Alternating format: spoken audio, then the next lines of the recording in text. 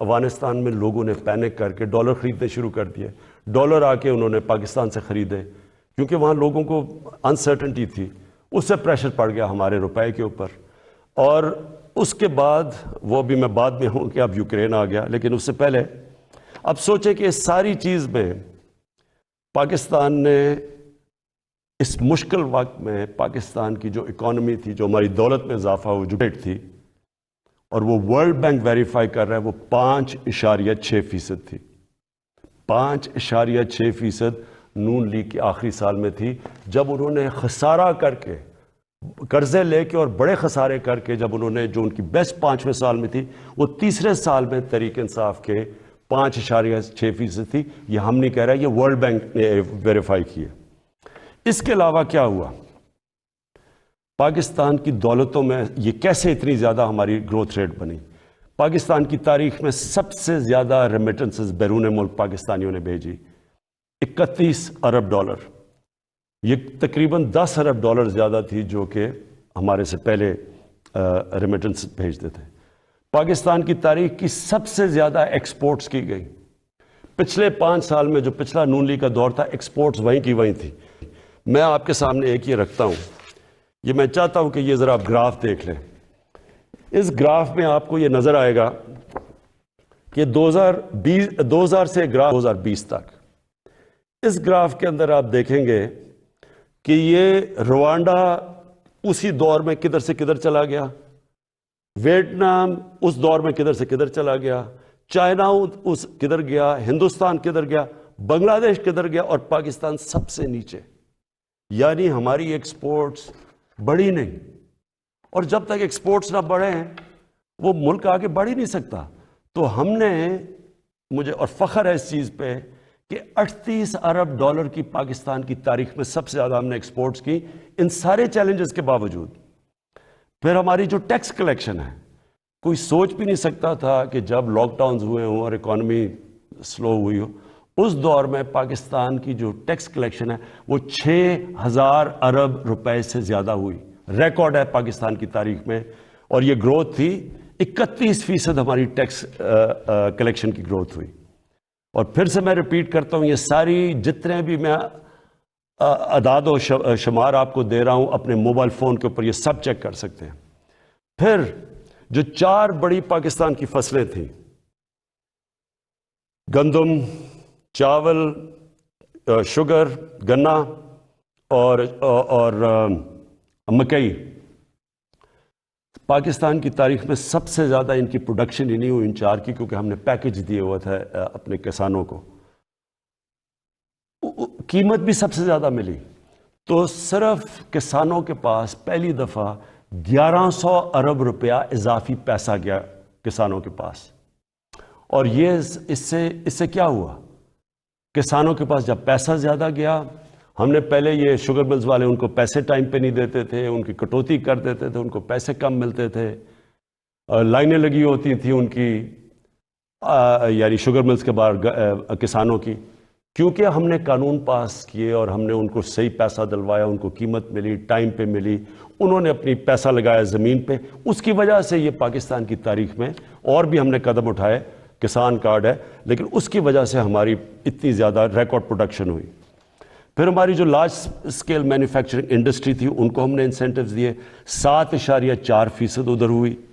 ہماری جو ٹاپ پاکستان کی 100 کمپنیز تھیں، انہوں نے 930 ارب روپے کا پروفٹ جو ریکارڈ کمایا. اس سے کبھی اتنا زیادہ پروفٹ ہی انہوں نے کمایا. اور میں چاہتا ہوں کہ یہاں لوگ بڑے بڑے منافع کریں تاکہ اور انویسٹرز آئیں، تاکہ اور خوشحالی آئے، تاکہ اور ملک کی دولت میں اضافہ ہو.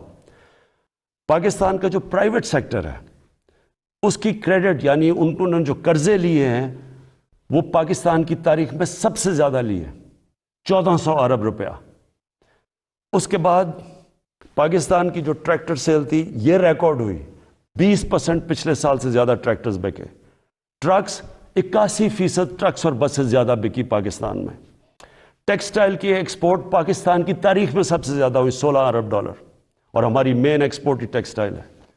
تیل کی کنزمپشن، یعنی ہمارا جو تیل 15% بڑھ گئی پاکستان میں تیل کی کنزمپشن. کیوں؟ کیونکہ ایکٹیویٹی بڑھ گئی، بزنس ایکٹیویٹی بڑھ گئی. کنسٹرکشن سیکٹر کے اندر کیونکہ ہم نے کنسٹرکشن سیکٹر کو اٹھایا تھا سب سے پہلے، اس میں 1500 ارب روپیہ کنسٹرکشن سیکٹر کے اندر گیا، اور جس کی وجہ سے آپ نے دیکھا کہ جو ہمارے روزگار، لوگوں کا روزگار بھی بڑھا، اور پھر جو ہمارا فورن ایکسچینج تھا، جو ہمیں سب سے کم فورن ایکسچینج ریزروز رہ گئے تھے، ہمارے 23.2 ارب ڈالر کے فورن ایکسچینج ریزرو، تقریباً پاکستان کی تاریخ میں سب سے زیادہ ہمارے فورن ایکسچینج ریزروز ہیں۔ لیکن ہم نے یہ فیصلہ کیا، میرے پاکستانیوں، ہم نے یہ فیصلہ کیا کہ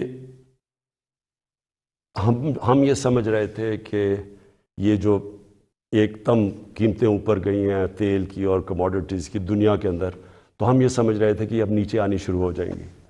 لیکن جو یوکرین کے اندر ہو رہا ہے اور یہ جو جنگ ہوئی ہے، تو اب مجھے خوف ہے کہ یہ، اور ہم نے آپس میں ڈسکس کیا کہ ابھی قیمتیں باہر نیچے نہیں آئیں گی، کیونکہ یہ سب کو پتہ ہے کہ جیسی یہ ہوتی ہے جنگ تو تیل کی قیمت بھی اوپر، اور پھر 30% دنیا کی گیس وہاں سے آتی ہے، گیس کی بھی قیمت اور اوپر چلی جائے گی، اور گندم ہم نے جو روس کو کہا ہوا کہ ہمیں 20 لاکھ گندم چاہیے، تو گندم کی ابھی قیمت اوپر چلی گئی ہے۔ تو ہم نے ایک فیصلہ کیا، ہم نے یہ فیصلہ کیا کہ ہم اس ملک میں جو سب سے بڑا مسئلہ ہے اس وقت وہ تیل کا، پیٹرول اور ڈیزل کا، اور ان کی اگر قیمتیں اور اوپر چلی گئیں تو لوگوں کے اوپر اور بوجھ پڑ جائے گا۔ لیکن میں آج آپ کو یہ بتا دوں کہ پاکستان میں جو آج بھی پیٹرول اور ڈیزل کی قیمتیں ہیں، یہ نوٹ کر لیں، جب اپوزیشن والے یہ کہتے ہیں کہ جی وہ ہو بڑا مہنگا ہو گیا پیٹرول اور ڈیزل، کب مجھے ذرا یہ بتائیں کہ وہ ان کے پاس اس کا کیا حال ہے؟ ہمیں باہر سے امپورٹ کرنا پڑتا ہے، تیل اوپر چلا جائے ہم اس کے بعد کیا کریں؟ یعنی اگر ان کے پاس کوئی حل ہے تو ہمیں بتا دیں، کیونکہ اس وقت بھی پاکستان دنیا کے 190 ملکوں میں سے 25ویں نمبر پہ ہے جدھر ابھی بھی ہمارا تیل اور پیٹرول اور ڈیزل سب سے کم بک رہا ہے۔ میں آپ کو ذرا بتا دوں کہ ترکی میں اس وقت ہمارا پاکستان میں 160 روپے لیٹر ہے، ہندوستان میں 260 روپے لیٹر ہے، بنگلہ دیش میں 185 روپے لیٹر ہے، ترکی میں 200 روپے لیٹر ہے، اور اگر ہم 70 ارب روپے کی ہر مہینے سبسڈی دیتے ہیں، یعنی گورنمنٹ سبسڈائز کرتی ہے، اگر ہم یہ نہ کریں 70 ارب روپے کا، تو آج پاکستان کے اندر پیٹرول ہو 220 روپے لیٹر کا۔ میرے پاس اوگرا کی سمری آئی، انہوں نے کہا کہ 10 روپے زیادہ آپ کو 1 لیٹر پیٹرول اور ڈیزل بڑھانا پڑے گا، کیونکہ دنیا میں تیل مہنگا ہو چکا ہے۔ تو میں آج آپ کے سامنے بڑی خوشخبری سنانا چاہتا ہوں کہ بجائے 10 روپے بڑھانے کے، ہم نے فیصلہ کیا ہے کہ 10 روپے پیٹرول اور ڈیزل کو آج ہم کم کر رہے ہیں۔ اب پھر سے میں آپ کو بتاؤں کہ بجلی 60% امپورٹڈ فیول سے بنتی ہے، جو میں آپ کو پہلے بتا چکا ہوں۔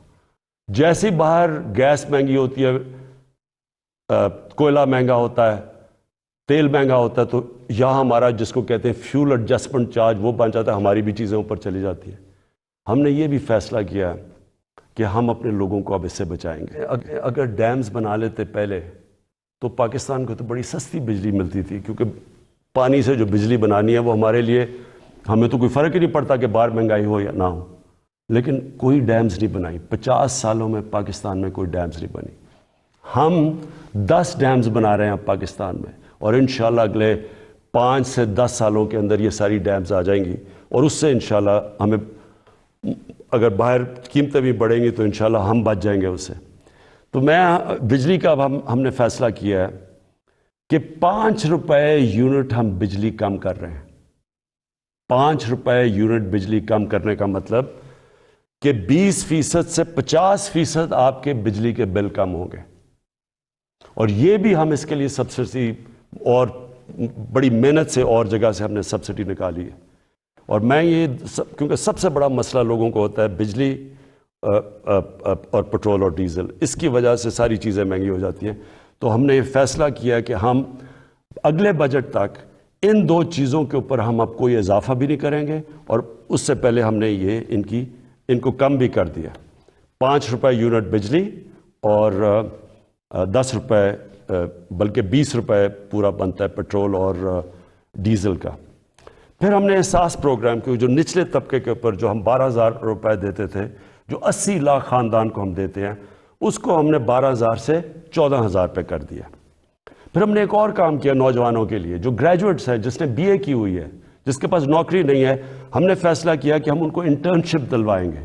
30,000 روپے جو بھی گریجویٹ ہوگا اس کو کہیں انٹرنشپ دلوائیں گے تاکہ ان کو کم از کم کوئی پیسہ ملے۔ پھر ہم نے اسکالرشپس کا، میں آپ کو بتا دوں، 26 لاکھ ہم نے اسکالرشپس ہم صوبے، جو ہمارے نیچے صوبے ہیں اور جو سینٹر ہے، اور اس کے اوپر 38 ارب روپیہ ہم خرچ کر رہے ہیں۔ یہ اب پرائم منسٹر کے جو پورٹل ہے اس کے اوپر اب سارا کنٹرول ہوگا، سارے میرٹ کے اوپر ہم خود چیک کریں گے، پوری کمیٹی بنائی ہوئی ہے اکیڈمکس کی، میرٹ پہ ملیں گے، اور کوئی بھی کسی کو مسئلہ ہوگا وہ اس پورٹل کے اوپر آئے گا۔ لیکن پھر اب جو آئی ٹی سیکٹر، جو فیوچر ہے ہمارے نوجوانوں کا، جس طرف دنیا جا رہی ہے ٹیکنالوجی کی ریولوشن، یہ ذرا آپ سنیں۔ آئی ٹی سیکٹر کے لیے اس میں آئی ٹی کمپنیز بھی ہیں اور فری لانسرز بھی ہیں۔